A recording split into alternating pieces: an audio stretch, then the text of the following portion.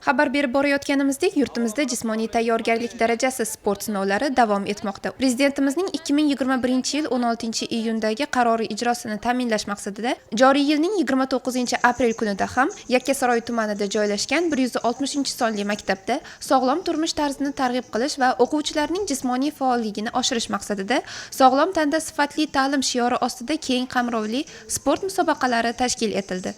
Jismoniy tayyorgarlik darajasi sport sinovlari ayni kunlarda 7 yoshdan 17 yoshgacha bo'lgan o'quvchilarni birlashtirib, ixtiyoriy bosqichda o'tkazilmoqda.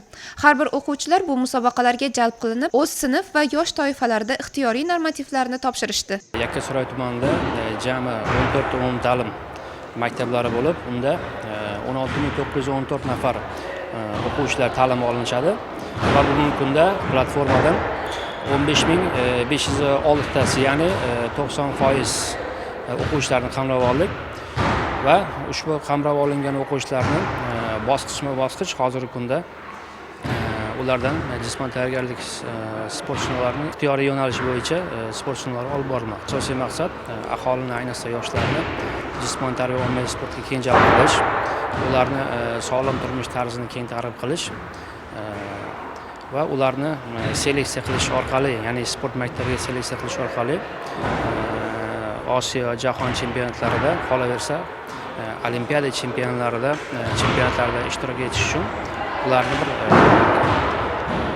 zaxira sifatida seleksiya qilish. Bu ixtiyoriy sinovlar asosan 3 ta sport turiga asoslangan: basketbol, gimnastika va yengil atletika. Ya'ni 7 yoshdan hozir 17 yoshgacha bo'lgan o'quvchilar o'rtasida olyapmiz bu sinovlarni.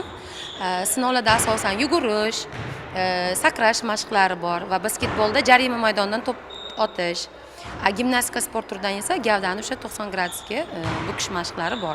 Bu mashqlar asosan mustaqil bajarilishi va osonligi tufayli ixtiyoriy sinov me'yorlariga kiritilgan. Hozir bolalar ixtiyoriy sinovlarni topshirgandan keyin o'sha topshirilgan sinov me'yorlariga qarab sertifikatlar beriladi. Bu sertifikatlar asosida o'quvchilar o'sha sport sinovlarini qanaqa natijada topshirganini bilib olsa bo'ladi. Musobaqalar davomida o'quvchilarning jismoniy tayyorgarligi bilan bir qatorda jamoaviylik ruhi hamda sport etikasi ham sinovdan o'tkazildi. Ishtirokchilar diplom, medal, sport anjomlari bilan mukofotlanishdi.